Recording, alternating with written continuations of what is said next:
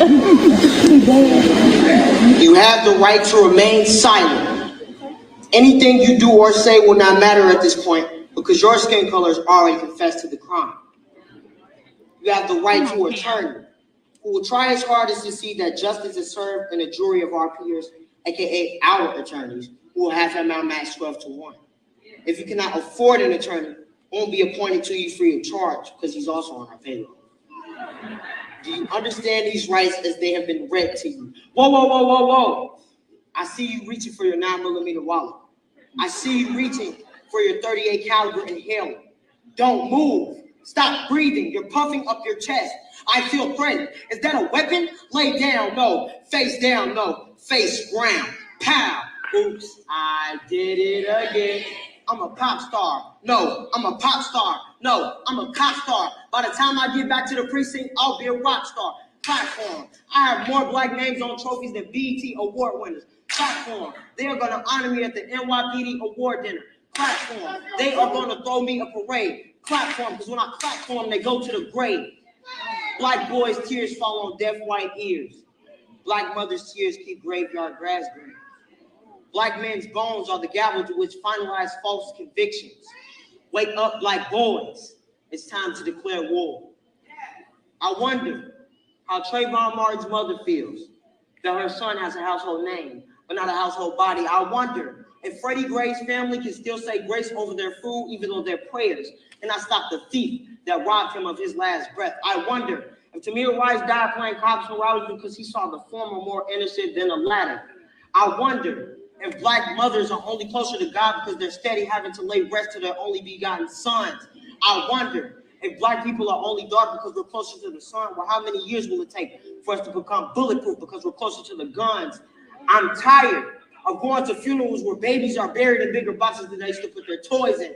I'm tired of not being able to tell my friends, see you later. We're steady practicing our goodbye words to each other. I'm tired because I'm not able to tell my girlfriend, let's wait till we're married. I'm afraid that she'll see me in a box before she sees me in a tuxedo.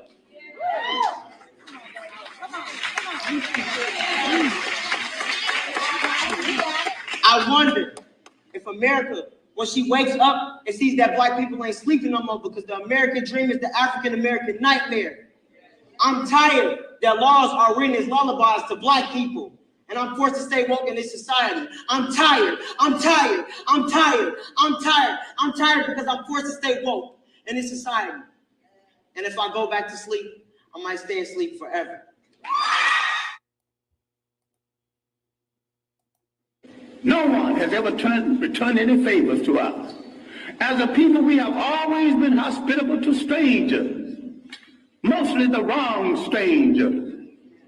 And what we have to understand now, in the period of superior brainwashing, is there is no European answer for African problems. Either Africans find a solution to African problems, or there is no solution. And if you don't find a solution soon, you go back into slavery. As for friends, you have had no friends. When they discovered you, they began to prey on you. Who are you kidding about friends in the world? Damn it, if you want a friend, look in the mirror.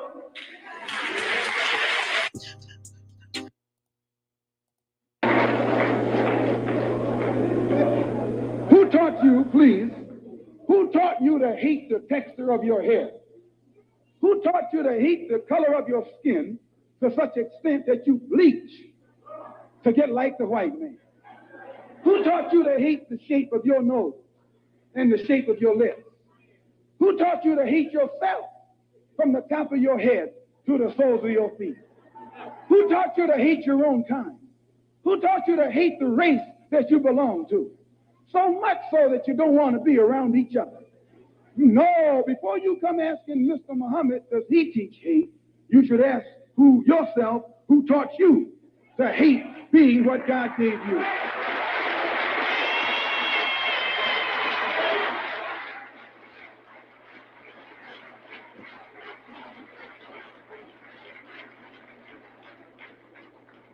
We teach you to love the hair that God gave you.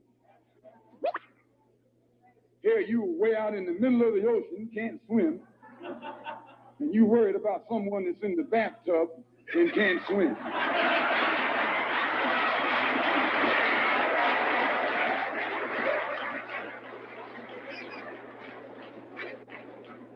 don't steal, we don't gamble, we don't lie, and we don't cheat.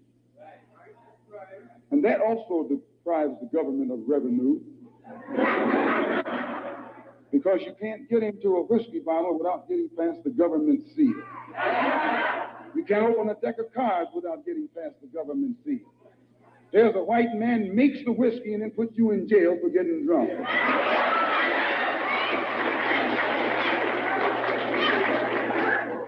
He sells you the cards and the dice and puts you in jail when he catches you using them. So he's against us because we fix it where he can't catch you anymore. We take the dice out of your hands and the cards out of your hands and the whiskey out of your head. The most disrespected person in America is the black woman. The most unprotected person in America is the black woman. The most neglected person in America is the black woman. And as Muslims, the Honorable Elijah Muhammad teaches us to respect our women and to protect our women. And the only time a Muslim really gets real violent is when someone goes to molest his woman. We will kill you for our woman. I'm making it plain, yes. We will kill you for our woman. We believe that if the white man will do whatever is necessary to see that his woman gets respect and protection, then you and I will never be recognized as men until we stand up like men and place the same penalty over the head of anyone who puts his filthy hands out to put in the direction of our women.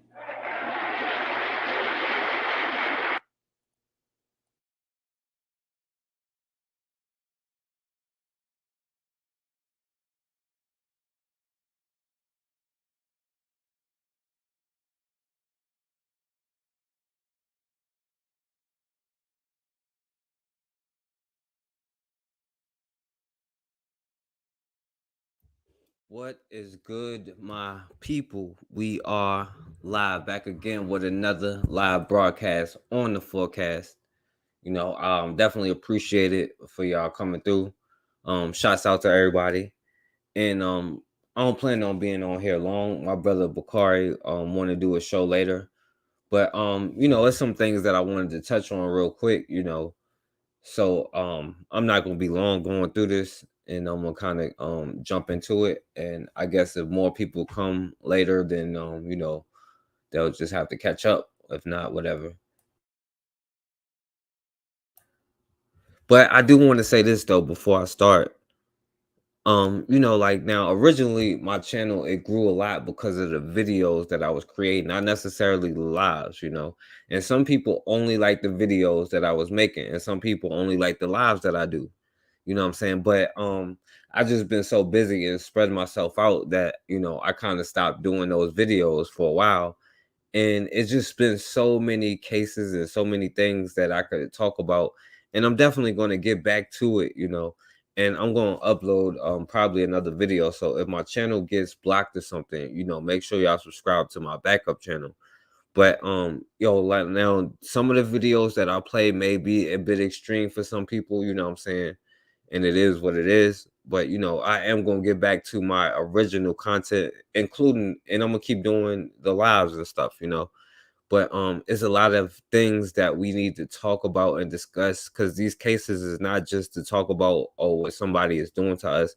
It's to see how, number one, how they're doing it. And most importantly, it's supposed to encourage you to make it stop. Because when you keep making the same mistakes over and over, bashing your head against a brick wall, that's literally the definition of insanity. So maybe if we see it keep playing back at us, we'll feel some type of way, enough of a way to where we'll do something about it.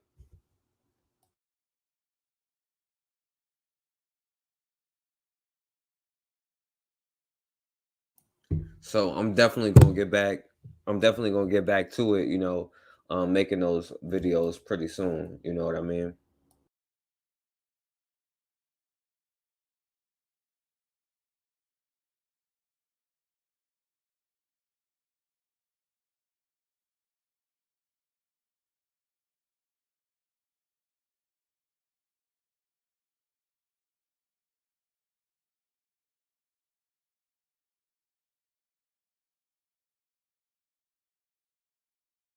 Now I'm gonna go ahead and get into it, just so I can go through it.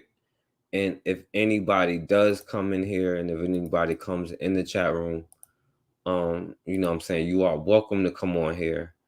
Because today we are talking about allies, you know what I'm saying? Because we seem to think that we have all of these allies. We seem to think that we have all of these friends.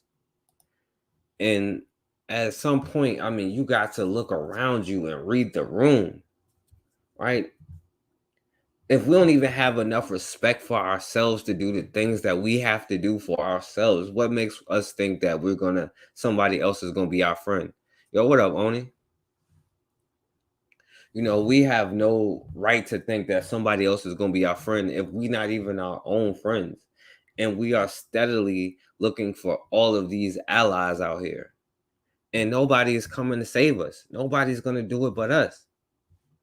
So let me go through this so we can get through. Now, the reason why I'm gonna get back to these videos, and I'm gonna do a more in-depth one, but the reason I'm gonna get back to the videos that I was creating, because it's almost like we're not learning, you know what I'm saying? So I try to put it in a way where you can't even deny it. Now, you may be mad, you may call it quote unquote trauma bonding or whatever it is, but until you learn your lessons about what's going on, then the same thing is gonna keep happening. And I know we like to think that only Black women is bad and negative and all of this stuff, and the angel white bitches is here to save the day. You know what I'm saying? But it's the same things over and over, because speaking of allies, I don't even understand how white bitches can even fall in this ally category. Number one, you know what I'm saying, they call themselves a minority, even though they are the largest population and the largest voter block in this particular country. You know what I'm saying? Now, they do have problems with their genetics, you know what I'm saying, as far as reproducing, probably, you know what I'm saying, like where they get, recessive genes or whatever. But, they are the largest voting block, and they are the most dangerous species. Like, how many bodies they are responsible for? You know what I'm saying? Like, do you know back then, because I used to talk about one of the original feminists, you know what I'm saying? When we talk about feminists, this white bitch named Rebecca Latimer Felton, I think. And she used to preach about how white women need to be protected specifically from these savage Black thugs. Well, in the old terms, you know what I'm saying, with the N-words and all of that. You know what I'm saying? And their words have caused so much harm or whatever, and we just give them a pass in every category, men and women. We give them so many passes, you know what I'm saying? But this is another case. This that just happened a few days ago with this white girl, Lauren Dooley. So let me play this, if it will play.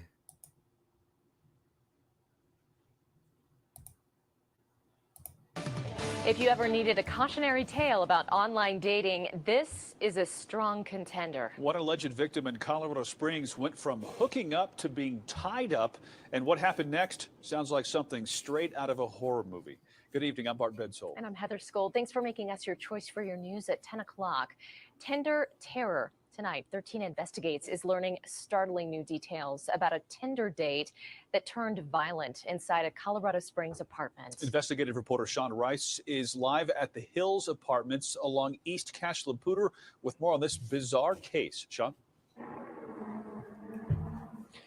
But Heather, a 21-year-old man arrived here at this apartment complex after meeting a girl on the dating app Tinder.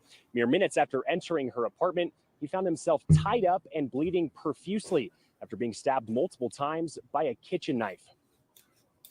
Pretty shocking to know somebody lives right around the corner is capable of doing this. Lori Gloria says the Hills apartment doesn't typically see a lot of police activity. They were out in force this past Wednesday night.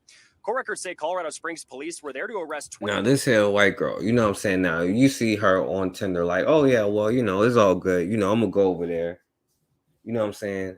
And I'm going to let y'all hear what she did to him. 22-year-old Lauren Dooley on felony kidnapping and assault charges. She's accused of tying up and cutting a man she had just invited over that night. It scares me. I mean, I saw the gentleman, he was cut pretty good, and to think that somebody could do that is pretty scary. Police records say Dooley used a kitchen knife to cut the man's shoulder before placing a belt around his neck and choking him for 20 seconds.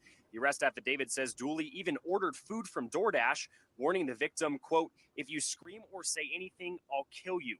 After Dooley fell asleep, the man was able to break free and run into the parking lot. It's where Gloria found the pair of young adults. When I came outside, there was a gentleman outside. He was bleeding and he didn't have any clothes on. And there was a young lady standing in front of him. It was pretty scary. A search of the apartment revealed a kitchen knife, several blood-soaked rags, and blood in the bathroom. Court records say Dooley refused to speak or answer questions from investigators. She also did not answer her door when 13 Investigates sought answers from the 22-year-old. Hold on. Now I'm gonna run that back. What's going on, Coco? What's going on, Matron? Now, this is just another case in Colorado where this young white girl, a young brother, you know what I'm saying, got caught up in the trap, you know what I'm saying, got stabbed up, got killed up. To cut the man's shoulder before accused of tying up and cutting a man she had just invited over that night. It scares me. I mean, I saw the gentleman, he was cut pretty good, and to think that somebody could do that is pretty scary. Police records say Dooley used a kitchen knife to cut the man's shoulder before placing a belt around his neck and choking him for 20 seconds. The arrest affidavit says Dooley even ordered food from DoorDash, warning the victim, quote, "If you scream or say anything, I'll kill you." After Dooley fell asleep, the man was able to break free and run into the parking lot. It's where Gloria found the pair of young adults. I don't know why When I this came keeps stalling outside, out, there was a but gentleman outside. He was bleeding and he didn't have any clothes on. And there was a young lady standing in front of him. It was pretty scary. A search of the apartment revealed a kitchen knife, several blood-soaked rags, and blood in the bathroom. Court records say Dooley refused to speak or answer I'm questions trying to stop from it, but it's investigators. y'all see it stalling out. All right. So listen, yo, what's up, Pacidra? Right. Now, this grown man, you know what I'm saying? She told him, she ordered food and everything, right? And she told him while he was tied up to the bed, because at first it was all good, you know what I'm saying? This white girl was doing white girl stuff, you know what I'm saying? And this is why, you know, I know Tanzan was like, it was probably the other way around with women, but I don't know, because it probably could have been our brothers like exploring the world, the origin of Europeans, you know what I'm saying? This is my spooked out theories here, you know what I'm saying? Our brothers exploring the world, then they see a Neanderthal in the cave, and then they, you know, was like, you know, and then they did some Neanderthal type stuff, and then the brother was like, okay, you can tie me up or whatever, you know what I'm saying? And in this case, she told him not to make a sound or she was gonna kill him, and he didn't say nothing. So he had to literally wait till she fell asleep, you know what I'm saying, to try to break free. She also did not answer her door when 13 Investigates sought answers from the 22-year-old. Now the tight-knit apartment community can only wait and watch, hopeful that this Tinder terror was a one-off, isolated incident. This is really unexpected. Like I said, all our neighbors here watch out for each other, so I hope nothing like this happens again. Now they really running it real easy on this white girl and everything that she really did. So let me play this. And I hate to play this kind of media, but it is what it is. During a Tinder date. Let's put a picture up full throttle here. All Yo, right. what's up, my brother Ben? Uko, how you been, my brother? Right. She could be incarcerated right now for murder. Let me give you the background as to what happened. According to the police, a Colorado woman decided to duct tape, stab a 21-year-old black male Tinder date. She orders DoorDash while he bled. The victim barely escaped with his life. The officers arrested Lauren Marie Dooley and charged her with second-degree kidnapping, a Class 3 felony, 2 counts of assault in the second degree, a Class 4 felony, menacing, a Class 5 felony, and false imprisonment, a Class 2 misdemeanor. According to WK. Now, wait a minute. She tied this dude up, which is grade 1 kidnapping. You know what I'm saying? Told him, oh, you better not say nothing while I order food. And tortured this dude, you know what I'm saying?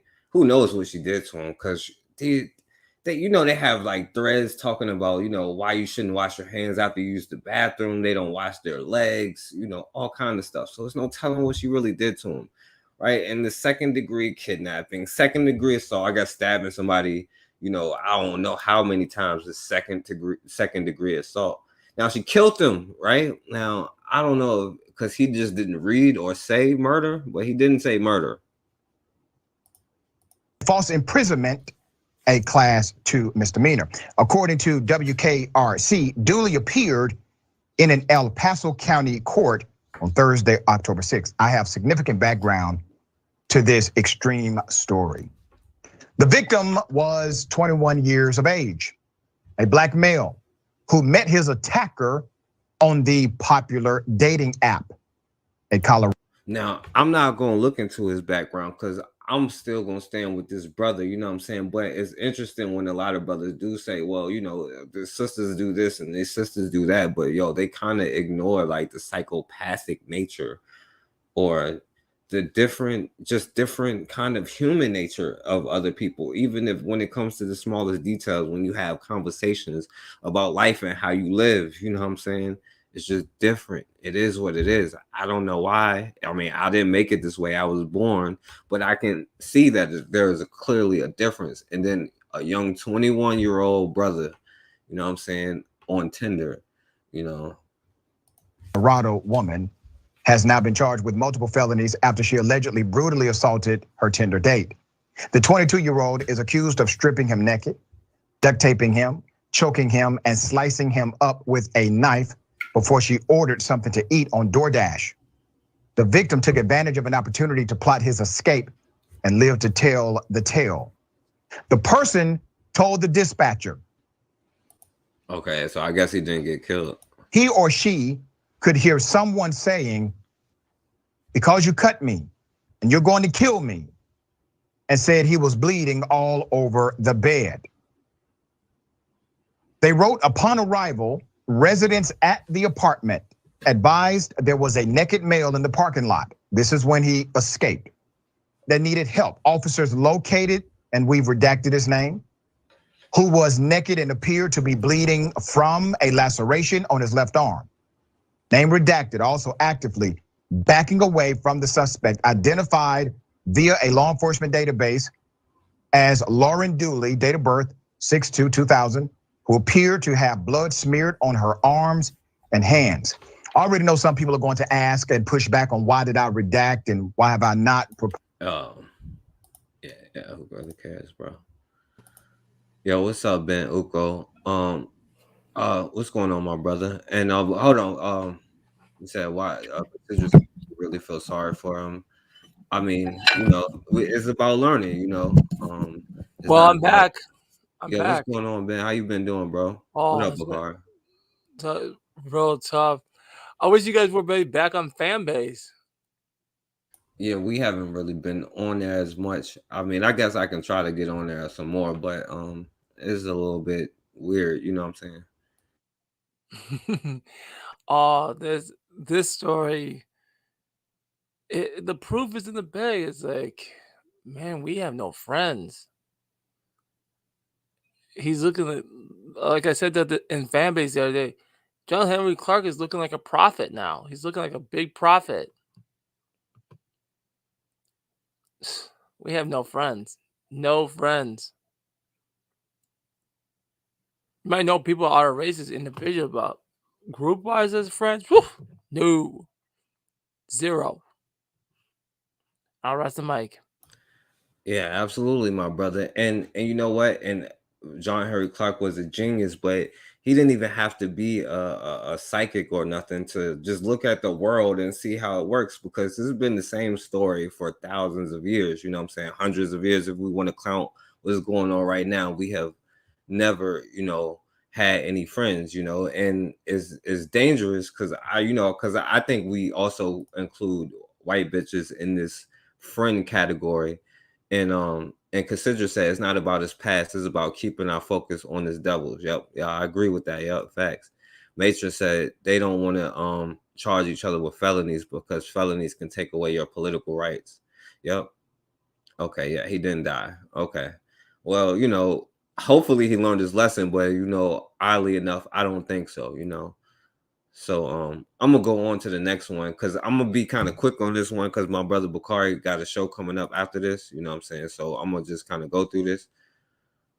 All right. But I had to go with the white What's the girl. topic for tonight on that show? Well, Bakari said he's gonna be the preacher tonight, and he's coming back. They said, the sky's cracked, and he's the one that's coming back to make everybody pay. You know what I'm saying? So I don't know what he's talking about. You know what I'm saying? But y'all definitely subscribe to Bakari channel because I think it's gonna be live. It's gonna be hot.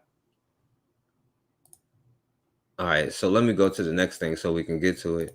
Now, because the thing is, this is probably why Bakari mad, because I know he went to that debate, you know what I'm saying? He was sitting first row in Georgia with those two, dare I say, brothers, you know what I'm saying, debating down there. And Bakari trying to figure out who he want to vote for, you know what I'm saying, who can't be campaigning for, you know what I'm saying? That's probably why he's mad. But, going to the next topic, because this is about, this one is about, friends. We have no friends, you know what I'm saying? But I just want to play some of the parts of this debate that they was talking about. To pass a bill to address maternal mortality. The women of Georgia have a clear choice as we're watching women die. Do you want a senator who wants to control your life, or do you want a senator who wants to save your life?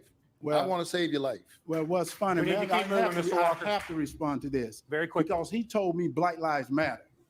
And if you think about it, Senator, in Atlanta, Georgia, there's more black baby that is aborted than anything. So if Black Lives Matter, why are you not protecting those babies? And instead of aborting those babies, why are you not baptizing those babies? Mr. Warnock, or Senator Warnock, we'll give you a chance to respond to that.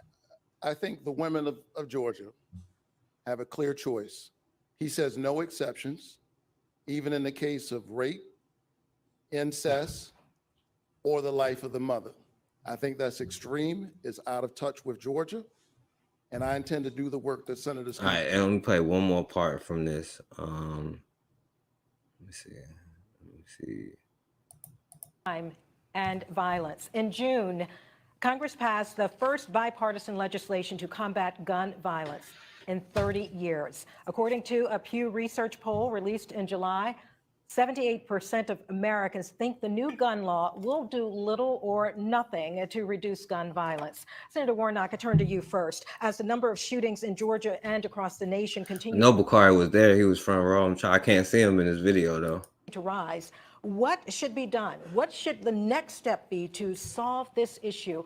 You have to answer this question, sir, and I give you 1 minute. Well, I'm glad that we finally passed the first gun safety law in 30 years. And we did that on a bipartisan basis. I believe that this law will indeed save lives.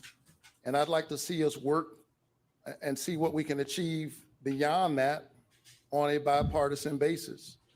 My heart goes out when I see the kinds of tragedies. That's an interesting question, considering. And what up, Buwana and tragedies that we're witnessing all across our state, all across our country. And it's the reason why I have passed legislation to support law enforcement.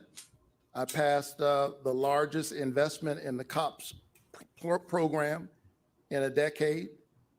I introduced legislation called. All right, let me skip some of it because I want to play some more. Sir, in 1 minute, what should the next step be to solve gun violence? Well, first of all, any law or bill passed that will affect anyone's Second Amendment, I'm not going to stand for and I won't support. But third, to hear Senator Warnock talks about supporting law enforcement is sad because he's called them names. And because of the name calling he's done, the morale is down, recruitment is down, only because of what he's done. He's empowered criminals to think they're better than the police. And because he believes in no cash bail, releasing prisoners, he don't protect the border. Fentanyl is coming to this country and also into Atlanta. 70% of the drugs coming from the border goes to Atlanta, Georgia. And he talks about. By the way, how the hell would they know 70% of illegal drugs is not, like, unless they registering it, and like, 70% comes from out of Okay.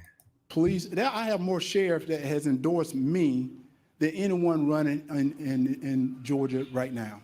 And I even have some Yep, that's what he said, considering. sheriffs here. They've endorsed me because they know I have their back. They're going to have my backs. So to listen to him say that after calling them name, I think is a disgrace. Mr. Walker, thank you. I have a follow-up now for both of you. I think I ought to be able to respond to that. I will give you the opportunity, 15 seconds to respond, Senator Warnock. We will see time and time again tonight, as we've already seen, that my opponent has a problem with the truth. And just because he said something doesn't mean it's true. I have supported our people. Now I wonder, because people be like, black people die for our right to vote. I wonder if that's what this was that what they was imagining to see a debate going on. Police officers. I've called them and I've prayed with their families, like those officers lost in Cobb County when they were killed, doing what police officers routinely do. You can support police officers, as I've done, through the COPS program, through the Invest to Protect program, while at the same time holding police officers, like all professions, accountable. One thing I have not done, I've never pretended to be a police officer, and I've never threatened a shootout with the police. Well, and now I have to respond to that. We are moving on, I have gentlemen. to respond to that. And you know what's so funny?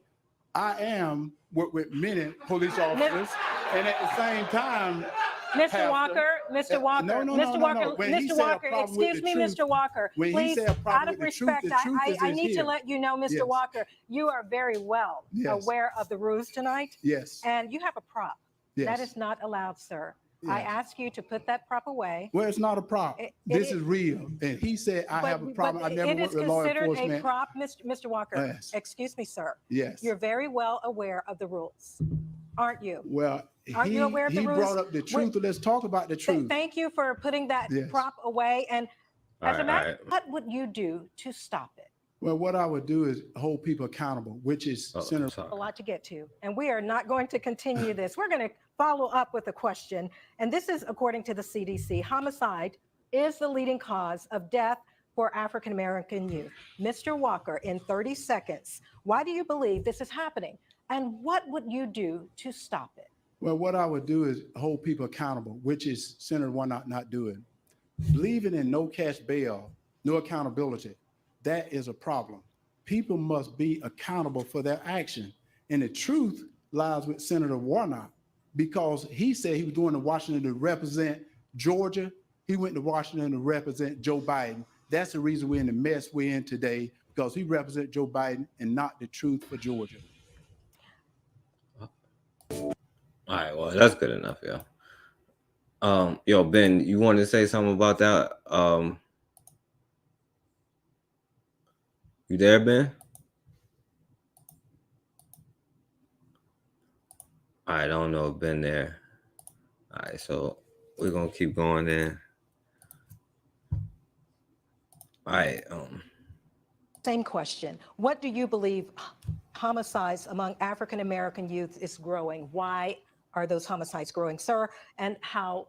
Now, this part is actually a part to why I'm even playing this, you know what I'm saying? Because we're going to hear what he say about black people and stuff. Well, I don't understand why violence and black people is equated, but okay, whatever. Do we stop it? Well, it's heartbreaking. And I've seen this up close as a pastor. I've presided over some of these funerals. I've met with young people. And we have to have rules and laws in the society, which I support and I've invested in as a legislator. At the same time, we have to create opportunity. There's no sickness like the loss of hope. When people lose hope, when they doubt that their life can be any longer or that they can dream of something bigger than the street they live on, a lot of things can happen.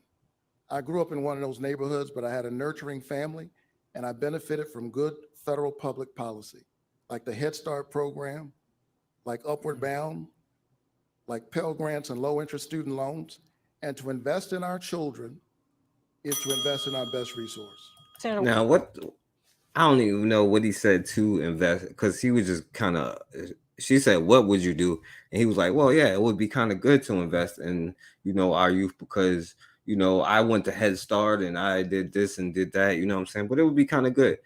But they're not going to answer that question, which is the political question of the ages. What are we going to do with these Negroes? You know what I'm saying? So, all right, let's keep going. All right, so this is really why I even brought him up, you know what I'm saying, in the first place, you know, because you see what he answered when it comes to even just violence in the Black community. But let's see what he has to say about our Black and yellow friends, you know what I'm saying, our Asian allies, you know. Here, I am deeply honored by the invitation and by the enthusiasm that I feel and the sense of connection that I feel with my Korean sisters and brothers. I want to sisters and brothers, what the? Thank CEO Unsuk Choi and the Senior Director Grace King for their kindness, for their hospitality. Representing you in the United States Senate is the high honor of my life. I am deeply honored to work for you. 우리 상원 의원님은 여기 메트로 애틀란타뿐만이 아니라 We have to stand together. We are tied, Dr. King said, in a single garment of destiny. Whatever affects one directly affects all indirectly, which is why I will always stand with my Korean sisters and brothers and against anti-Asian hatred and bigotry. God bless you. I'm deeply honored to be here with you. Keep the faith and keep looking up. Well, you see, ain't that a bit, you know what I'm saying? Now you see, just with talking about Black violence, you know what I'm saying? Can't just talk about Black people, like shades of Obama when he was talking about what he gonna do for Black people. Well, you know, schools in South Carolina for all children, of course, because, you know, it's people of color, you know what I'm saying? But he was very specific, my Asian or Korean brothers and sisters, and we have to do what we have to do for this Stop Asian Hate crap, you know what I'm saying? So Bakari gonna have his Asian shirt on. He probably may make it a law down there where y'all gotta have y'all Stop Asian Hate stuff. So if you say chink or anything, Bakari, you done, you know what I'm saying, down there in Georgia. I just want y'all to know that. And Ben, if you there, you can say something. You there?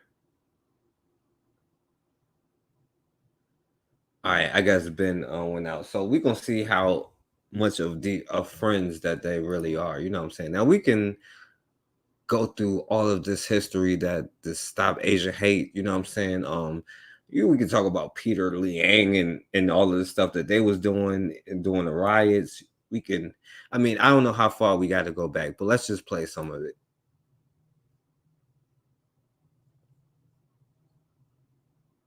Joe, what do you want? This is no more. No, I'm looking up trying to get a Speaking of hurry up and buy. T-shirt, and why are you in my face? Boy, you want some hurry up and buy shit? Huh? Black no more. All right, so get the fuck away from me. You fuck you. Fuck you. You fuck you. Fuck is wrong with you, bro? Get the fuck out of my face. Yeah, I see you, Bakari. What do you want? This is no more. No, I'm looking up trying to get a T-shirt, and why are you in my face? Boy, you want some hurry up and buy shit? Huh? Black no more. All right, so get the fuck away from me. You fuck you. Fuck you. You fuck you. Fuck is wrong with you, bro? Get the fuck out of my face. All right, now these is y'all friends here, because I know we like to go in on Black women going to the nail salon as if y'all not getting shrimp fried rice every other night, you know what I'm saying? And all of that needs to stop, you know what I'm saying? Because we can go down the list of all the things that they needed to do or tried to do. Yo, what's up, Bakari? What's up, man? Can you hear me? You a little bit low, but I can hear you. How about now? Yeah, you good now. Hey, man, 안녕하세요. What'd you say? 안녕하세요. 나야? 영어 하십니까? I'm speaking to all of my Hangul speaking Korean brothers and sisters. 안녕하세요. Yo, Koreans, man, boy, look, for them two buffoons, man, you oh, you played that. I'm on the front row, man. I appreciate that. You ain't got to worry because I'm calling you out on my next video, so you ain't got to worry about. Oh, Bakari boy, was listening to that debate hard, boy. they are excellent. They are excellent coons. I think they're both dangerous, but I think what's his name is dangerous in both of them dangerous. Herschel Walker is dangerous in a different way.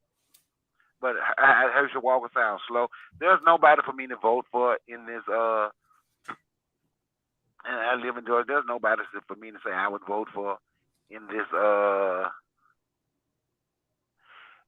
election. Both of them are coons. Raphael Warner got all these damn commercials.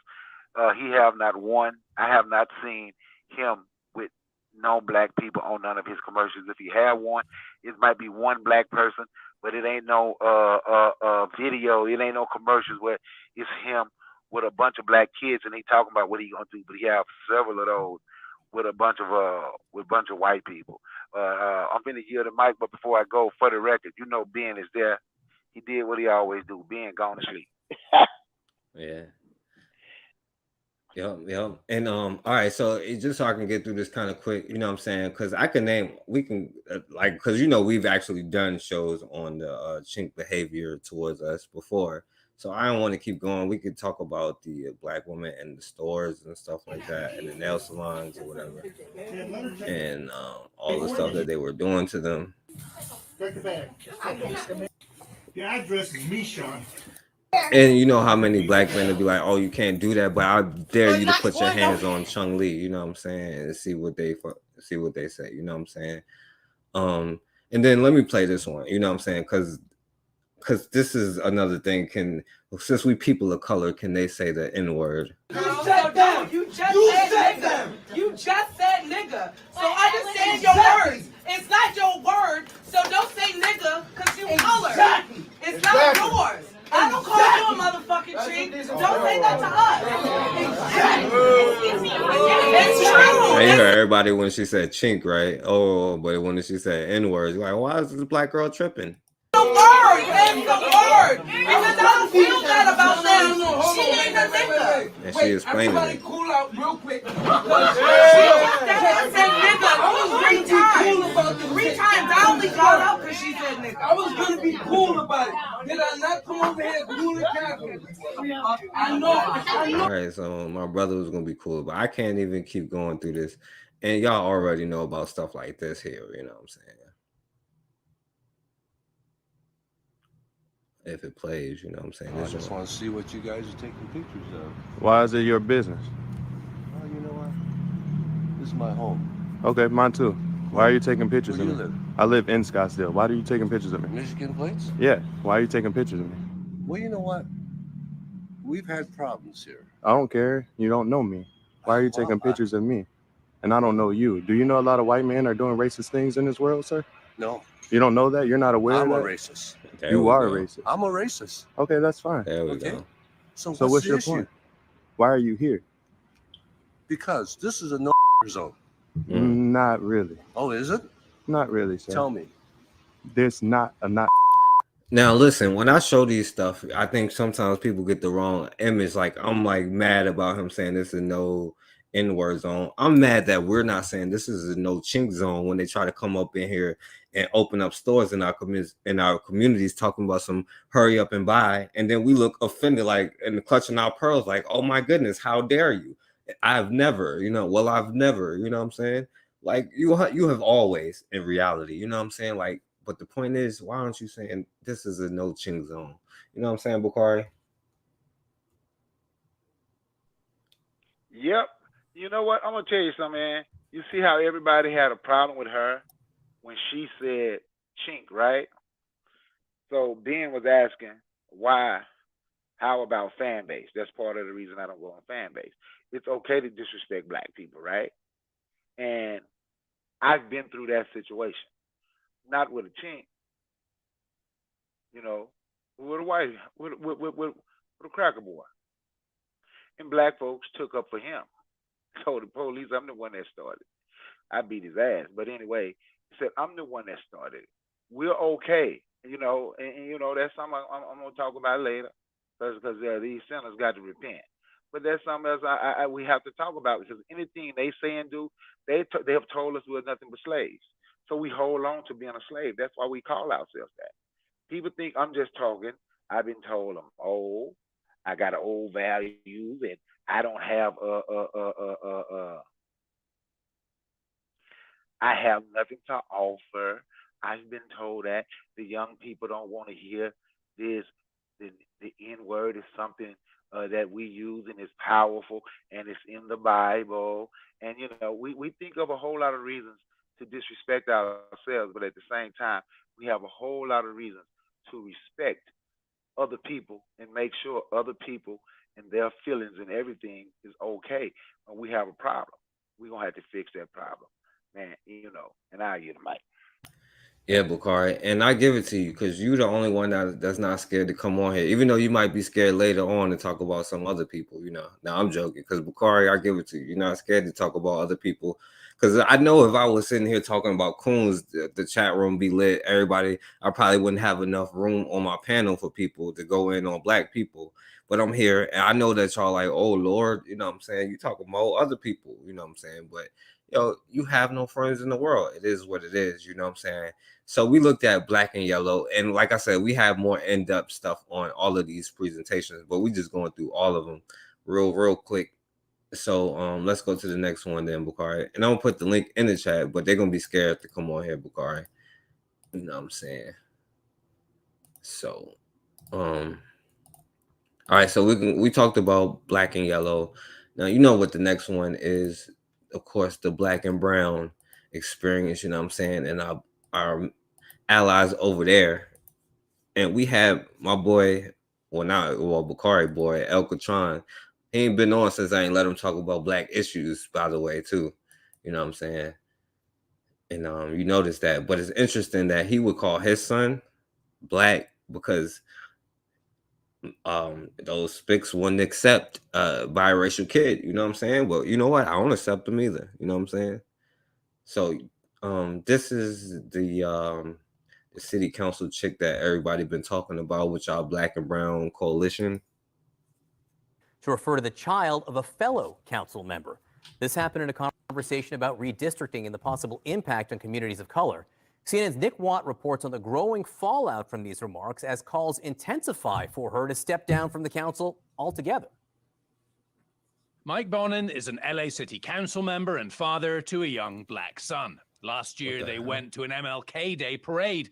City Council President Nury Martinez had some issues. It's like black and brown on this float, and then there's this white guy with this little black kid who's misbehaved.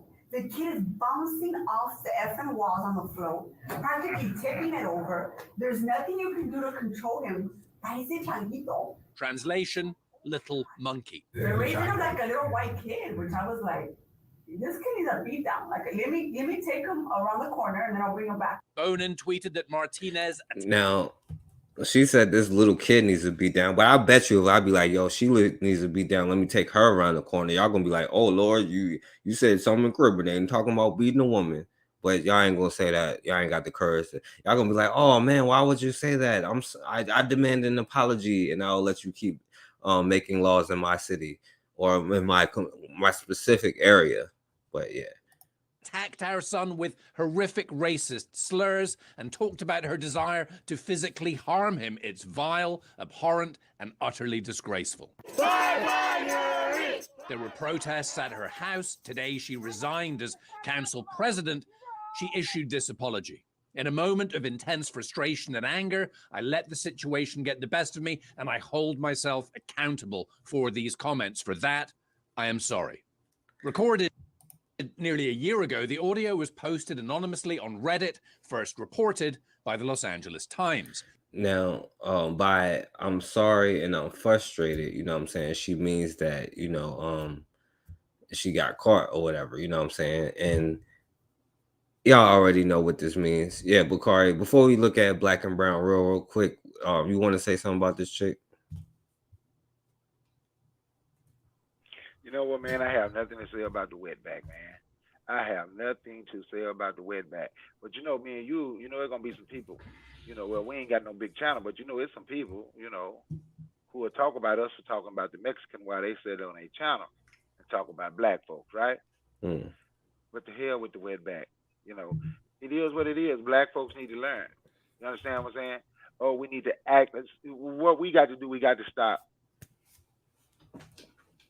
We have to stop trying to change other people. We need to work on and we change ourselves. You understand what I'm saying? Yeah. Work on and change ourselves. Change our mentality. Then everything will be okay. But as long as we're trying to change other people, you understand? We're gonna always lose. I get it. Yeah, and what up, Marcus Garvey is the way. She said, notice nobody checking Hunter Biden during all these distractions. Yeah, and you notice by holding herself accountable, she'll step down for president, but not off the city board, you know what I'm saying? Because, you know, these Negroes ain't gonna make me do this. But, you know, just speaking of this, you know what I'm saying, Bakari, yo, now this has been an interesting subject kind of lately, you know what I'm saying? And this John trying to stall me out right now, but here we go. Because this may be fake, this is probably fake, but the fact that black people would do some fake stuff like this is even worse than it being real.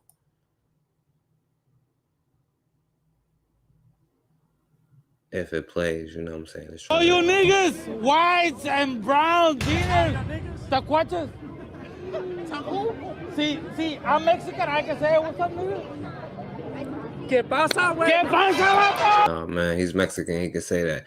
But you know, it may be a joke, but y'all boy, good old Fat Joe said, I'm gonna play with his defense of using the N-word here. And Bakari, I know you got a lot to say, but I still think other people should get smacked in the mouth more so than black people. You know what I'm saying? And for saying that, you know what I'm saying? Like, if you want to smack black people, that's a whole nother topic, I think. But I think that, yeah, you know. So let me let y'all hear his defense of using the N-word. It feels like every few years it's Fat Joe can't use the N-word. And I'm like, well, Fat Joe they've been saying that since the 90s. Like, why It's do in the book. Not fuck the 90s. I was born. But first of all, my projects is 90%. I'll give you 80% black. Still. My grandmother's projects is 99.9% black. Be clear. He's So the I'm point Spanish, I one. knew I What was he don't Latino, know but that? the whole time I thought I was black anyway. The hell? So my mom's lived there 40 years before I was born. In this project. And I'm born, blonde hair, green eyes. She brings me this shit crazy, right? She brings I'm me born the opposite of black, thinking I'm black because 99.9%. But you know what the other 1% is? Blonde hair and green eyes, born in the ghetto. But didn't he say 80% at first? My projects is 80%. Yeah, he said his is, and then his grandma is 99 point something, and I think he said his mom's or something like, I don't know, something like that. I think it was two different ones, but you might be right back though. Just a little bit. Rewind him back just a little bit. All right, let me see. anyway. So my mom's lived there 40 years before I was born. In this project. And I'm born, blonde hair, green eyes. She brings just a little bit further, just a little bit. I was born. First of all, my projects is 90%. I'll give you 80% black. Still. Okay, he's saying the projects. Okay, he said the projects, right? Yeah. Okay, now let's see. Now he said when he was born, his projects was 80% black, right? Yeah, I think he's talking about the whole thing. I don't know. know. The project. Mhm. Yeah, so then let's just see what it, okay. I'm Okay, gonna make all sure I got it right. All right. All right. Hold on, it's not playing. I don't know. My computer's been stalling out. Grandmother's projects is 99.9% black. All right. 99 point black. Still. My grandmother's projects is 99.9% black. Be clear. So I'm Spanish. I knew I was Latino, but the whole time I thought I was black anyway. So my mom's lived there 40 years before I was born. In this project. and I'm born, blonde hair, green eyes. She brings me this shit crazy, right? She brings me there. The first thing they go, look at this little nigga Joey. He got green eyes. The minute I'm walking, the guys from the building's like, yo, look at that little nigga Joey, little fat Joey. That's all I knew my whole life, before even elementary. Then high school, then junior high, and so it's a lot of woke society or something going on these days. Straight boy, the white boy, rhetoric, the Richard Spencer they stuff don't over there. understand where I come from, where I was That born, woke rhetoric. or how I was raised, or how I lived my whole entire life. Now we know that we use it as love, but we know that the record states that this is a negative word. That I wish we never used it. Same. You know, and I try my best to try to but you know, Fat Joe knows He his said, green eye. Bakari, he said, if I don't get to use it, your ass don't get to use it, Bakari. You know what? But that's the problem is we got these people, and you know, like Remy Ma and Papoose. Fat Joe get a pass with the N-word, and that's our problem. But I'm telling you, man, we gonna have to stop. You know, somebody they can say, "Oh, he a rapper. Oh, he was raised around black folks." Now, me personally, he would never call me that. No, honestly, right? I am nobody's N-word. It's just that simple. But I'm gonna tell you something. But for the people that call themselves the N-word, right? They gonna take up for that because they're okay with being a slave.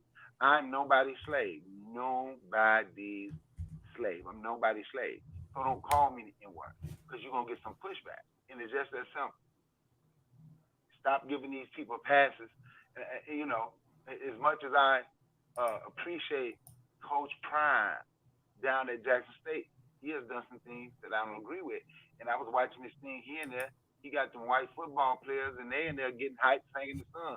I do this for my N-word. No, because you're going to get them hurt. You're going to get them hurt because they're going to run up on somebody like me, and they're going to get hurt. That's what's going to happen. Black people, we got to do better. I hear the mic. Yeah, I agree with you, Bakari. And I don't know what's going on my computer now. It's on just like wilding out right now. But I'm trying to go to the next thing, but it's stalling me out. All right. You know, her sister ain't telling her, yo, what's up, my Now, this is back in the day when they asked them about a white person using the N-word. You know they ain't really mean it racist. You know, her sister ain't telling her, yo, what's and they think that's what's cool. So if they like, yo, what's up, my oh, you a racist. You know they ain't really mean it racist. You know her sister ain't telling her, yo, what's up, my racist. She's saying, what's up, my nigga? You see what I'm saying? The craziest shit, I'm gonna give you some breaking news, right? The craziest is Reverend Al Sharpton. This is some shit, and I shouldn't be telling you this, but Reverend Al Sharpton made a whole campaign against the word. Why shouldn't he be telling them that like it's a secret or something? I swear to my mother drops dead.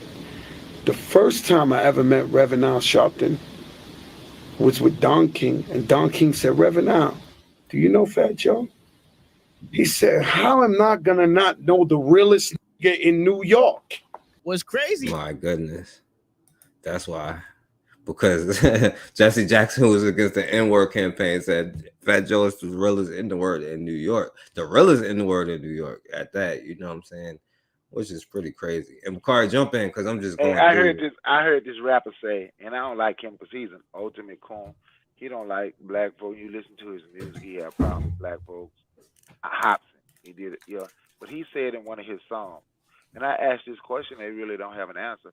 He said the term real nigga is publicly used. But tell me what it means because I'm effing confused. Yo, what's poppin'? It's your boy CNG Tiger. What's up with you, dog? Tiger, what's up with you, my boy? What's up with these people trying to capitalize off the Mexicans but ain't showing love to no Mexicans? What's up with y'all? Why ain't y'all put a Mexican on your...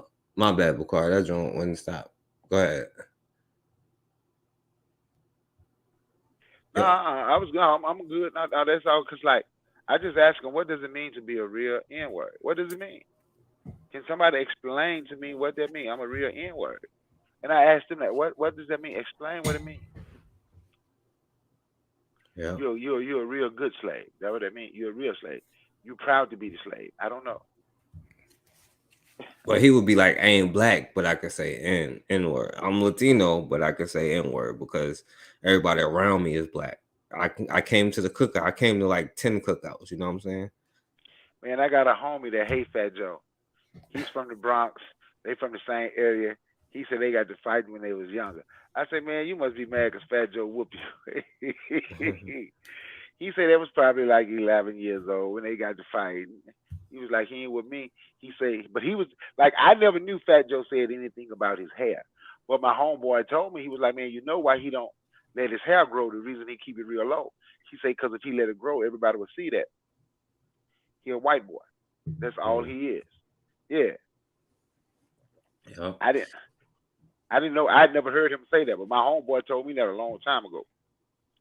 Because I think he want to get revenge on Fat Joe. Go ahead, I get the bite. Yeah. And by the way, because and let me keep going because and this is What's about poppin'? It's your boy.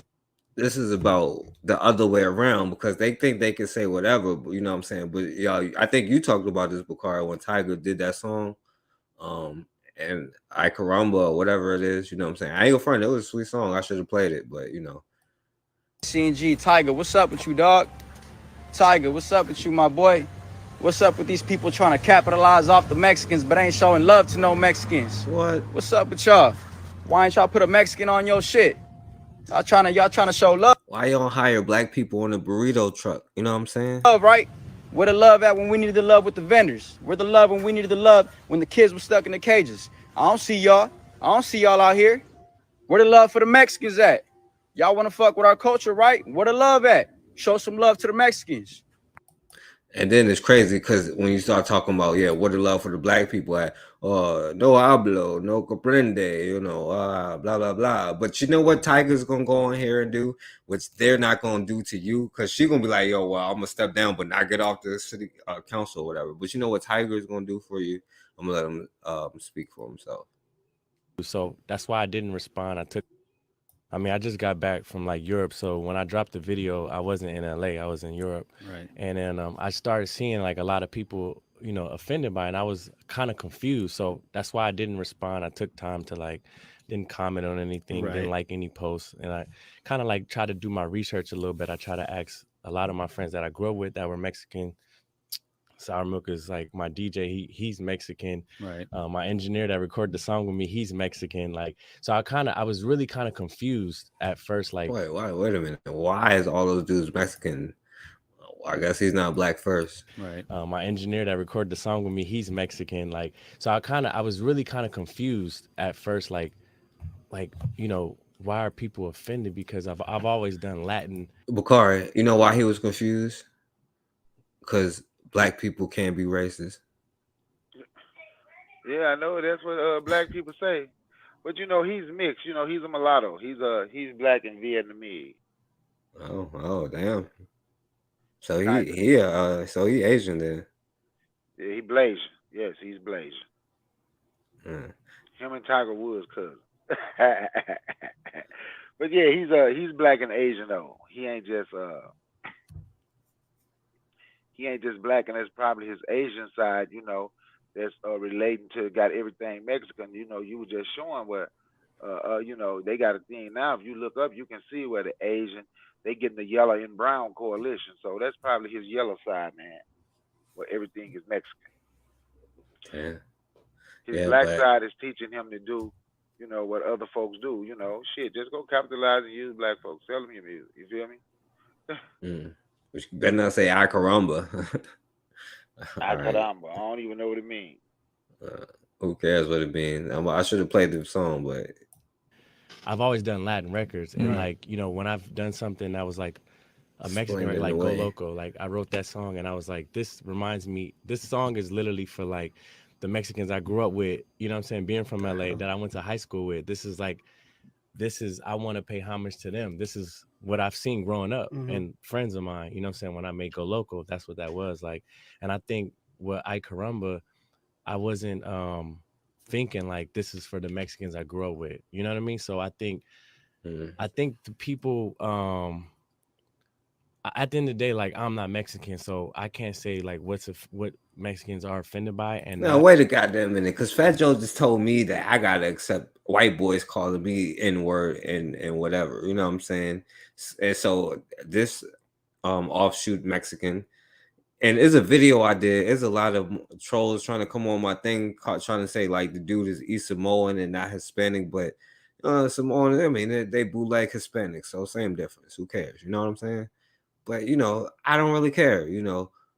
But my brother here is just like, yo, he got to apologize for offending them because you know I didn't think of their best interests at heart, but you think they think of your best interests, you know what I'm saying? But yeah. So yeah, we gonna go past the Mexican. Bakar, you want to say something about that? Go ahead. All right, so yeah, because we're about to wrap it up. But I want to play one thing from before we get past the Hispanics, the bootleg not accepted Spanish people, because they're gonna drop some wisdom on rap. Put a couple things in perspective for you. Respect the black culture, but I don't got Let me start it up. I hope it plays. My bad.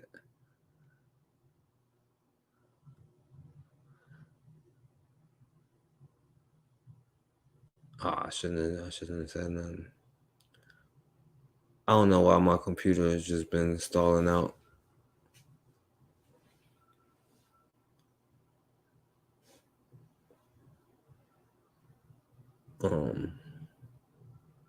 All right. Let me put a couple things in perspective for you. Respect the black culture, but I don't gotta rep it for you. And hip hop ain't a black thing, I got a lesson for you. Latino B-boys in the Bronx laid the foundation for you. Hip hop always been about saving the black and brown. Gave a new meaning to seeing bodies hit the ground. Gave a new meaning to homie out here getting down. Head spinning, now your head spinning, how that sound? So before, let me put Now this dude copying black people the way they dress. He don't got on the khakis and the whatever with the, you know what I'm saying, talking about some essay. You know what I'm saying? He doing the black thing, not somebody else. But you see what happens when y'all start doing this whole hip hop thing. You know what I'm saying? It's kind of weird. You know what I'm saying? All right. Yo, what up, Kofi? What up, Tracy? All right, Bakari. So, yo, there's only a couple more things, and we're gonna be real quick, and so you can go ahead with your live. You know what I'm saying? And there's two more things that I wanted to put up because y'all be scared to even talk about it. You know what I'm saying? So we already talked about this, but you know what else we want to talk about? This whole LGBTQ whatever alliance that we supposedly have, and then also separating ourselves with black people. Because if I'll be like, I stand with Sha'Carri Richardson or something, y'all be like, I'm tripping. But yo, speaking of like homo stuff, you know what I'm saying? Let's listen to LBJ on the phone with J. Edgar Hoover. And J. Edgar Hoover is telling them how to recognize a gay person. They had no act of his or he had done nothing. It was just the suspicion that his mannerisms and so forth were such that they were suspicious. Yeah, he worked for me for 4 or 5 years, but he wasn't even suspicious to me. But I guess you're going to have to teach me something about this stuff. Well, you know, LBJ like, yo, Hoover, you gotta teach me about this gay stuff because I don't even know no gay person when I see it. Hoover like, yeah, I know that gay stuff when I see it now. I often wonder what the next crisis is going to be. I swear I can't recognize them. I don't know anything about it. It's a thing that you just can't tell. Sometimes, just like in the case of this Paul Jenkins, there was no indication in any way. No. I knew him pretty well, and Deloach did also, and there was no suspicion, no indication. There are some people who walk kind of funny and so forth that you might kind of think are a little bit off, but often maybe queer, but there was no indication of that in Jenkins' case. No, you know, I heard J. Edgar Hoover trying to cover himself. Yeah, I got you, Bakari. And I'm put it in there because I'm almost done, so you can go ahead and go on. You know what I'm saying? I know y'all don't have nothing, no smoke for anybody other than yourselves, of course, which is why I'm here. This is my job. This is what I'm supposed to do. And I know y'all ain't going to say nothing to nobody else, but this is what I'm going to do. Because I know if y'all scared to say, like, you know, and it's crazy because if I say the word faggot, y'all be like, oh, no, you better not say that word because you know what? They going to get you. But if you got more of a problem than me saying that word than what somebody like J. Edgar Hoover, a faggot like J. Edgar Hoover did, then I got a bigger problem with you than you can ever have with me. I don't even care about your problem with me. Because if you are cool with what he has done, then you are already suspect, and I don't care what you got to say.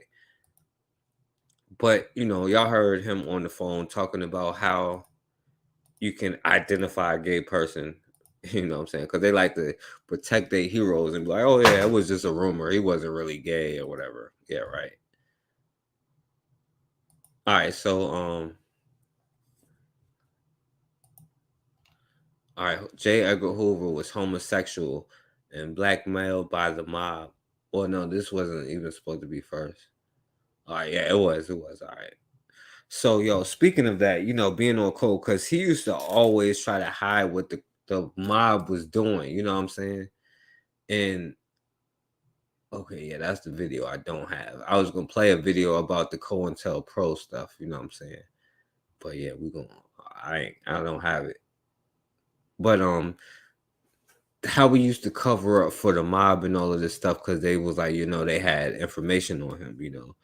But the mob, the Italians, all of them, because y'all try to give like the Italians were some cool people or something. It's kind of crazy to think that they were, you know what I'm saying?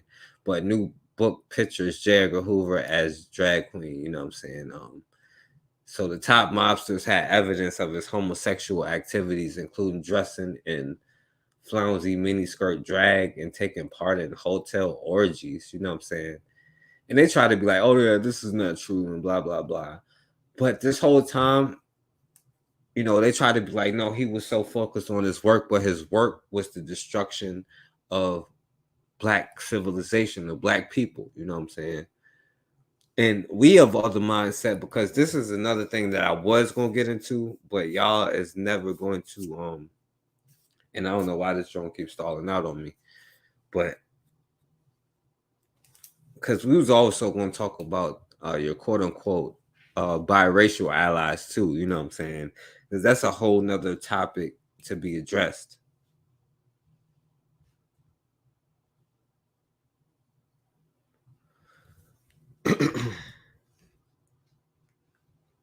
Hold on.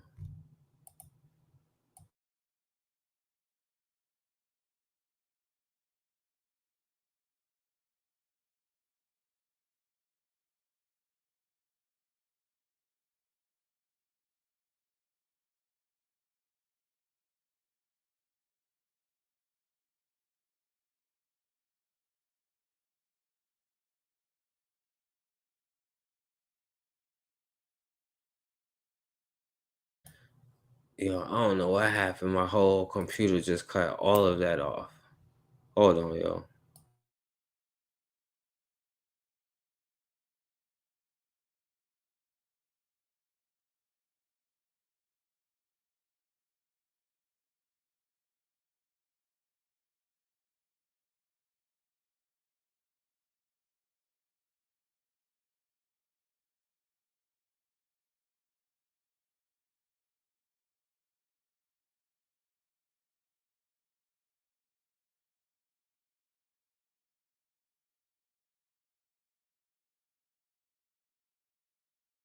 Yeah, that's what I'm saying, Bakari. I Karamba, the whole thing just shut down. You know what I'm saying?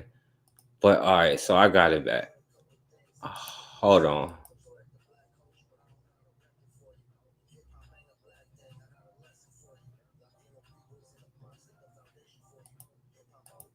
All right, so I got it back. My bad. All right, so speaking of that, you know, speaking of the LGB, because it's probably why I cut off, but I don't really care. I'm gonna still show it anyway, because I know y'all would never show it. But so let me show this thing and then the last thing, and then I'm out of here. All right, so yo, speaking of that, you know, because even after all of that, I know y'all probably would go on an apology tour for all I just said. That was gonna show the baby apology tour to the LBG, whatever. But you know, I'll just go ahead with the Kevin Hart one, since he didn't even say nothing crazy to them. But you know what? That's two communities. Months until Hollywood's. You're gonna apologize. You're gonna apologize to the spit community, even though they disrespect you all day, every day. You're gonna apologize to the LB, whatever, even though, you know, most of them, the slave owners and all of them people was gay people molesting little boys. You know what I'm saying? Even their president was gay, molesting little boys and stuff. And they put him on mountains. Biggest night, there is still no Oscar host. On his radio show Monday, Kevin Hart appeared to close the door on speculation that he might come back. Usually this time of year, all the buzz is about which films and actors are vying for Oscar. But right now, it's anyone's guess after comedian Kevin Hart appeared to officially take his name out of the running Monday on his SiriusXM radio show, Straight from the Heart. Just 2 days after he was tapped to host the Oscars last month, Hart abruptly pulled out after he was sharply criticized for past comedy routines and tweets that were seen as homophobic. Hart then appeared to reconsider last week after an emotional interview with Ellen DeGeneres. You have put a lot of things on my mind, and I know our relationship stands. So leaving here, I'm promising you, I'm evaluating this conversation. Ellen. Now it had to be a white gay person to give him the stamps of approval, just like it had to be a white person that gave. Oh, we're gonna get to that too. So. Who hosted the Oscars twice, saying she called the Academy to push for Hart to remain as host.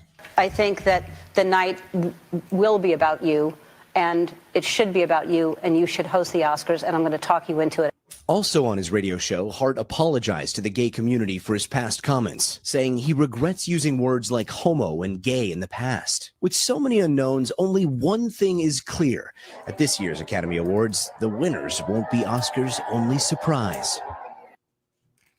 Yeah. So, you know, of course we're gonna go on this whole apology tour. He didn't even say nothing disrespectful, you know what I'm saying? But of course it's gonna be this whole apology tour or whatever, you know, but this is for jokes that wasn't even really homophobic, because black people, you know, we're gonna be like, oh, I'm not trying to offend anybody, but of course these are our allies, and I'm trying to pick allies that y'all scared to talk about here.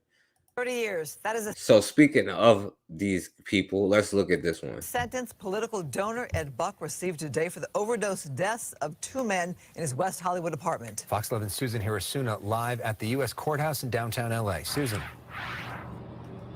Yeah, and this was not an easy victory for the victims' families. In fact, it took 2 deaths and the near death of the 3rd man before Ed Buck was brought to justice.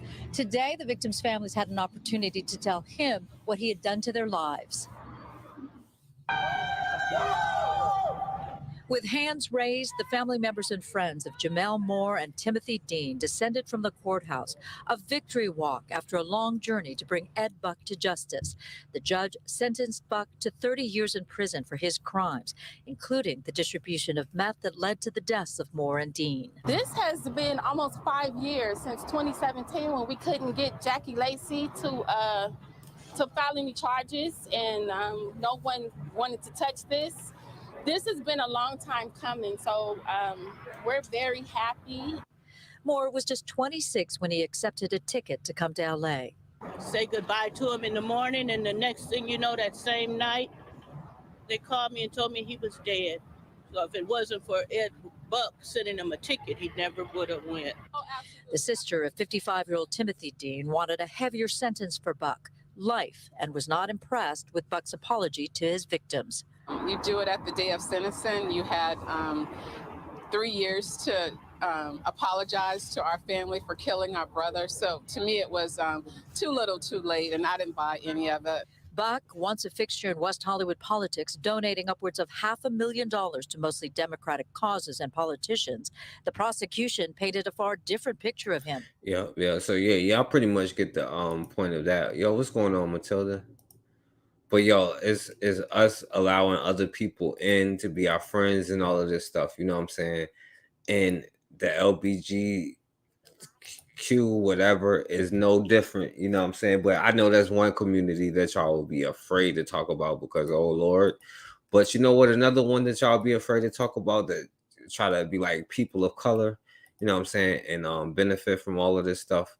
And that's the whole Shyster community, the white Jewish community, the Shyster community. So let me play this, and I know y'all is definitely gonna stay far away from this video, and they probably take it down anyway, but I don't really care. But this is another one that y'all give passes to, but this is how they see y'all. You know what I'm saying? This is the mind state. Was it a crime or just completely uncalled for? This confrontation on a Brooklyn. Was it a crime to destroy government property in government tow truck? Because they broke his tow truck. They told him to get out of here. So because my sister Cassandra was talking about the comply stuff. So of course we know that's a law, you know. And the first thing they say was it a crime? Was it a crime or just completely uncalled for? This confrontation on a Brooklyn street corner caught on camera is making the rounds on social media. This is my place. This is not your place. It appears to show a handful of men in Borough Park free somebody's van from an NYPD tow truck as it was about to be taken away. Oh, this is so good. The guy worked this for a half hour. The group is heard taunting the black driver. You work in the wrong precinct. You work in Harlem. They'll kill him over there. And calling him names. What a loser. You're gonna lose your job. You're gonna lose your job acting like an.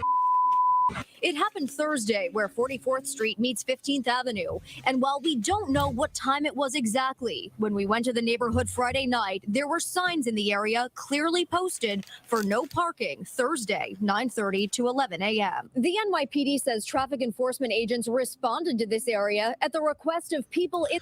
Now, you allow other people to disrespect you this way. You allow them to treat you any kind of way and tell you to leave. This is a cop who's supposed to be backed by the state, and still he don't have the courage to stand there at these people breaking, at these, you know what I'm saying, shysters breaking and stuff, you know what I'm saying? And I get that, you know what I'm saying, it's a shyster, a Polish shyster that run this company on YouTube. But you know what? You know, I've met enough people, you know what I'm saying, creating other platforms is the main goal. It is what it is, and they're gonna block us anyway. And the whole reason why, and I would tell people, if you come on here, watch what you say, because the whole reason why they don't take down my channel, you know what I'm saying, it's because they probably simply watching us, you know what I'm saying? But I know a lot of y'all don't have nothing to say about the shysters, but I'm gonna keep going through it, you know what I'm saying? Because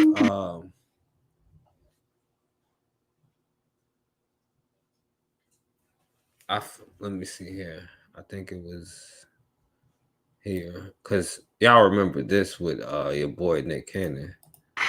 I think it's a problem. Not here it it is. became a problem for you in a lot of trouble. I'm just laying the history. Yeah, we're just speaking facts. When I finished the interview, he admitted and said to us, "You know something? This is the kind of stuff that can get you in a lot of trouble." And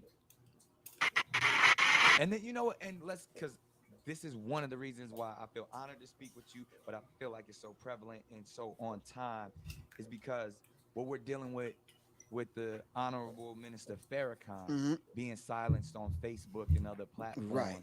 Neutralized. Neutralized. Right. Which COINTELPRO is still active to this Exactly. day. And COINTELPRO, for the young people that don't know, the counterintelligence program. And when you say counter, it's like, because we have so much intelligence and information, they want to counter. We on a mission. By neutralizing us, Right. by silencing us. So what we're speaking of today, because they attempted to silence Minister Farrakhan right now, which is COINTELPRO actions and activations, and they did the exact same thing to you. Why? And this is just a question that I have, and even coming from the aspect of if the true children of Israel, if we're speaking of the Jewish community, if we're speaking of the Abrahamic faith, that Now y'all stand on this spooked out stuff. Y'all stand on this spooked out stuff, and I have this brother's back for saying this. I'm gonna say this truth. We're gonna be spooked out, especially if this is what they believe and they stole it from somebody else. But y'all can't even stand on y'all spooked out stuff if somebody who don't have enough melanin in their skin tell you not to stand on your own spooked out stuff. You know what I'm saying? They take your own spooked outness and turn it against you, and you got to apologize for true statements. This is what I'm saying. You don't even have the courage or conviction, except for when it comes to each other. Because your allies is going to tell you, well, you better act this way. You're quote unquote John Browns. Islam comes from, that Judaism comes from, that Christianity comes from, all comes from Abraham. And we are all speaking of brotherhood and unity. Why is this division? Why is it such a problem? Why is there so much fear, specifically in the Black community, in the Jewish community, I'm kind of, this is a leading question which I want to get to, but why is it such a problem to speak the truth? Because they're gonna make you apologize for said truth that you are speaking. You know what I'm saying? And that's just how it goes. You know what I mean? And until you are in a position where you can back up the truth, you know what I'm saying? Even them stealing your spooked out stuff and using it for their benefit, you know, you're gonna sit there apologizing. You're gonna let them do whatever. And these are your friends.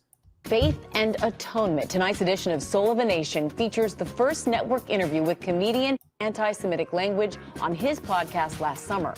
Lindsay Davis sat down with him for the interview. Good morning to you, Lindsay. Big distinction between that and an apology. While an apology is just words, Nick says that he is taking action. Nick Cannon is not asking for forgiveness, but after what he said this past summer, many think he should. Bigoted comments he made on one podcast threw his stardom and future into a tailspin. You can't be anti-Semitic when the Semitic, when we are the Semitic people, when we are the same people that who they want to be. That's our birthright. That's our birthright. The Cannon's Class episode featured Richard Griffin.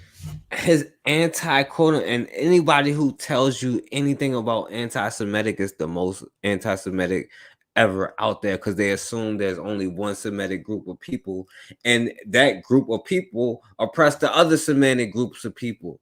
You know what I'm saying? And they are so sick, because we can go through the whole history of what was it, the company, the West Dutch India Company, and how they made so much money because they got ran out of Spain, and how they get ran out of everybody because they do shiesty stuff. That's why they're called shysters. You know what I'm saying? And how they literally had slave owners, how they literally fought on the side of the South, how they literally, you know, created Wall Street. You know what I'm saying? They were the ones to put slaves on credit, the first ones to put slaves on credit, you know, and then they have the audacity to tell you that saying something is your quote unquote birthright is wrong because you believe in this Bible. You know what I'm saying? And you allow them to do that. And you're talking about atonement and reconciliation. Now, we apologize to the Spics. We apologize to the Chinks. We apologize to the the shysters.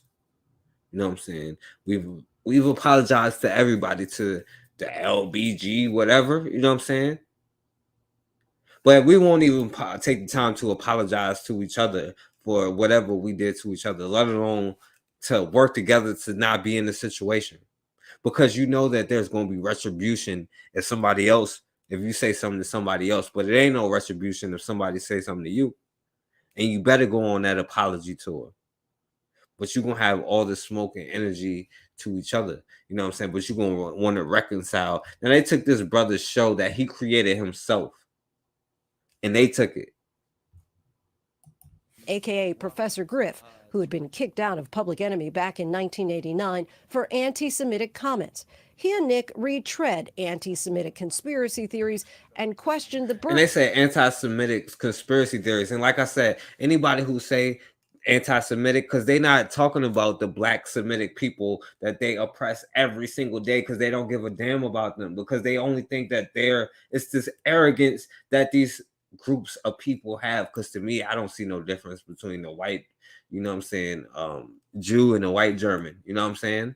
To me, they own the same team, even though they may be willing to put each other in concentration camps.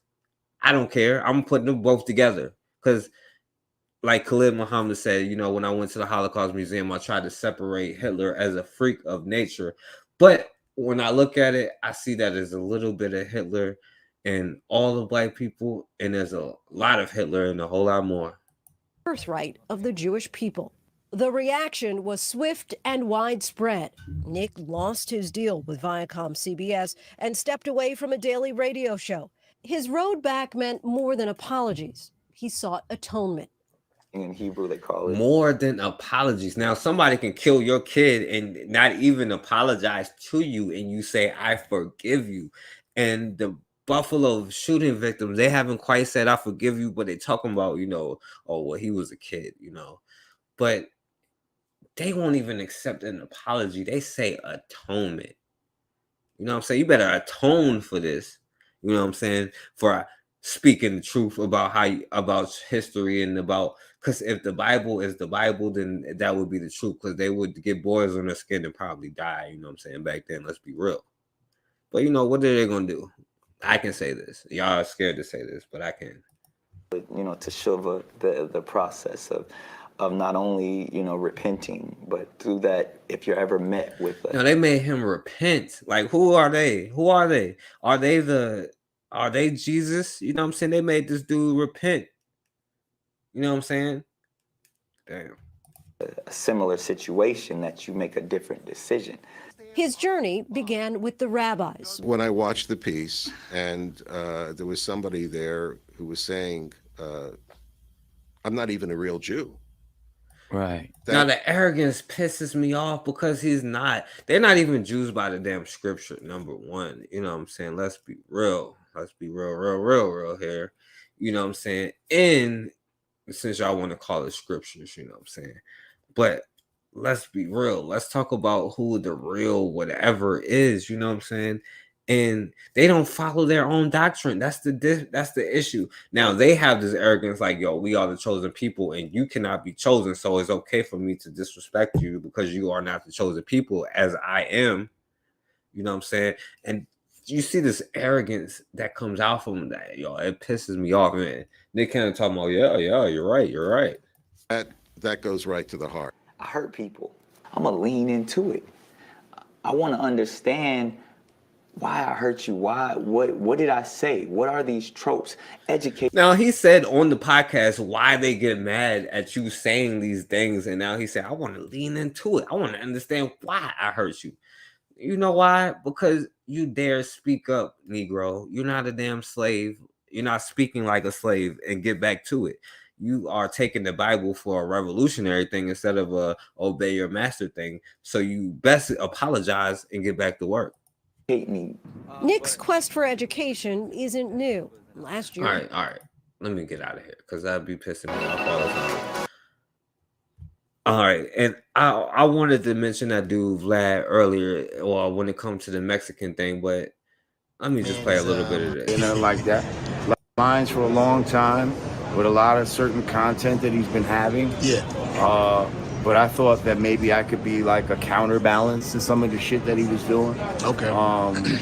But I guess the final straw was the shit with the men. There's never no apology from him or anything? Nope. Gotcha. You know what I mean? And we try to reach out and no shit. If you don't apologize, we can't fuck with you. Now, if you don't understand, he was saying Farrakhan had to apologize for what he said, even though he tried to be like, I'm not Jewish, but you saw how quickly he got on code.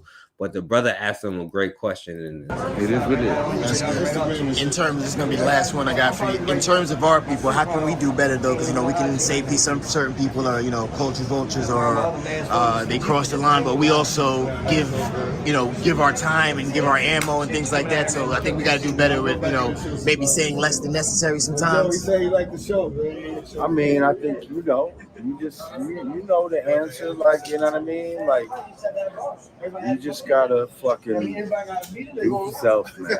And like, when you see certain things, you gotta act, man. You either gonna be on one side or the other. That's real. Pretty that. Now he got real un-5%er-ish right there, because the truth that you got to spread to the damn people is you have no damn friends. And you can't make no damn excuses for why you going on somebody else's platform to boost their damn platform, talking about you going to spread the knowledge to all people around the world when your people don't even have the damn knowledge. That's not 5% mentality at all. You know what I'm saying? That's 85%ers if I've ever seen such.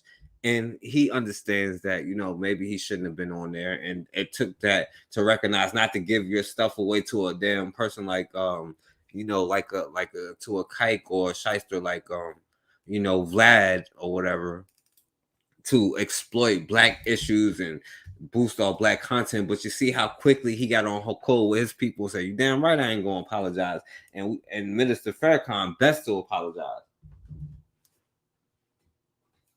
Yo, I feel you, Bakari. I feel you. All right, so and then speaking of them, let's play this video of their quote unquote rabbi here. לא הכל כושים מברכים, אלא צריך שיהיה כושי שאבא שלו ואימא שלו לבנים. He said, we don't say a blessing for every Negro. He needs to be a Negro whose father and mother are white. A Negro whose father and mother are white. That's not, well, I guess it is a Negro these days. You know, they had a monkey for a son. This is, I guess he's explaining where black people come from and his spooked out stuff. אם אתה יודע, בפעם שאתה יודע, ואתה יצא להם בין קוף, יצא להם בין ככה. Right, so yeah, we already know how their whatever feel, you know what I'm saying? Oh yeah, I did have this. But I'm not gonna play it. I was gonna play the COINTELPRO thing. COINTELPRO was no longer opened by the CIA and the FBI. Government employees, sports figures. All right, y'all. I'm gonna stop so I can get off of here, and I'm gonna let my brother Bakari go live. But yeah, I appreciate y'all for listening. You know what I'm saying? But I understand that a lot of y'all is not gonna have smoke for these other groups of people. And if I would have put how black people are our own worst enemy, the chat would have been filled. You know what I'm saying? Everything else would have been filled. But that's why I have the smoke for other people, because y'all too scared to have that smoke. You know what I'm saying? Let's be real here. You know. But I want to thank everybody for listening. You know what I'm saying? Y'all can go back to y'all, you know what I'm saying, self-hate and all of this. I had to stop the program to remind you, you know what I'm saying? Even if you hate each other, nobody else is your friend. You know what I'm saying? You ain't got no other friends. So, you know, there is no John Brown coming out of the heaven. There's no black and yellow. There's no black and brown. All of that is a lie. You know what I'm saying? So even if we hate each other, all that other stuff is a lie, you know what I'm saying? So you can't fall back on that. And I have to, you know, ruin y'all parade tonight, you know what I'm saying? But I know y'all ain't gonna listen to this message. So I'm gonna end it with this. I'm gonna let this brother have the last word.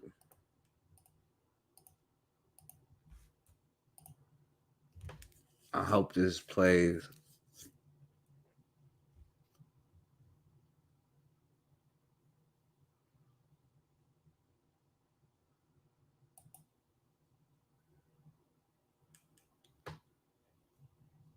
Point because your skin color is you have the right to remain silent. Anything you do or say will not matter at this point because your skin color is already confessed to the crime.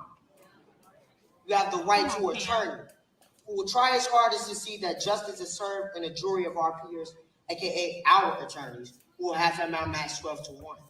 If you cannot afford an attorney, won't be appointed to you free of charge because he's also on our payroll. Do you understand these rights as they have been read to you? Whoa, whoa, whoa, whoa, whoa. I see you reaching for your 9mm wallet. I see you reaching for your 38 caliber inhaler. Don't move. Stop breathing. You're puffing up your chest. I feel threatened. Is that a weapon? Lay down, no. Face down, no. Face ground. Pow. Oops, I did it again. I'm a pop star. No, I'm a pop star. No, I'm a cop star. By the time I get back to the precinct, I'll be a rock star. Platform. I have more black names on trophies than BET award winners. Platform. They are going to honor me at the NYPD award dinner. Platform. They are going to throw me a parade. Platform. Because when I platform, they go to the grave. Black boys' tears fall on deaf white ears. Black mothers' tears keep graveyard grass green. Black men's bones are the gavel to which finalize false convictions. Wake up like boys. It's time to declare war. I wonder how Trayvon Martin's mother feels that her son has a household name, but not a household body. I wonder if Freddie Gray's family can still say grace over their food, even though their prayers cannot stop the thief that robbed him of his last breath. I wonder if Tamir Rice died playing cops and robbers because he saw the former more innocent than the latter. I wonder if black mothers are only closer to God because they're steady having to lay rest to their only begotten sons. I wonder if black people are only dark because we're closer to the sun. Well, how many years will it take for us to become bulletproof because we're closer to the guns?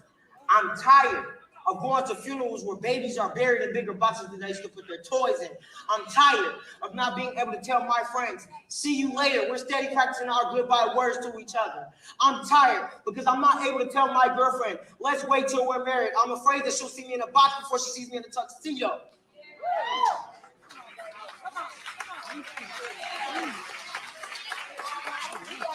I wonder if America, when she wakes up and sees that black people ain't sleeping no more, because the American dream is the African-American nightmare. I'm tired that laws are written as lullabies to black people, and I'm forced to stay woke in this society. I'm tired because I'm forced to stay woke in this society. And if I go back to sleep, I might stay asleep forever.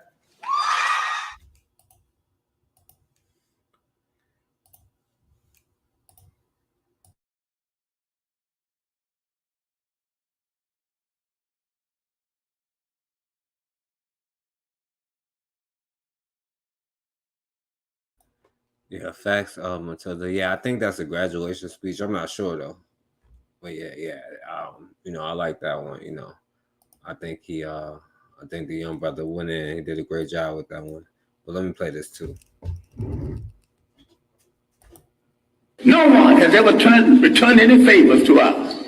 As a people, we have always been hospitable to strangers, mostly the wrong strangers.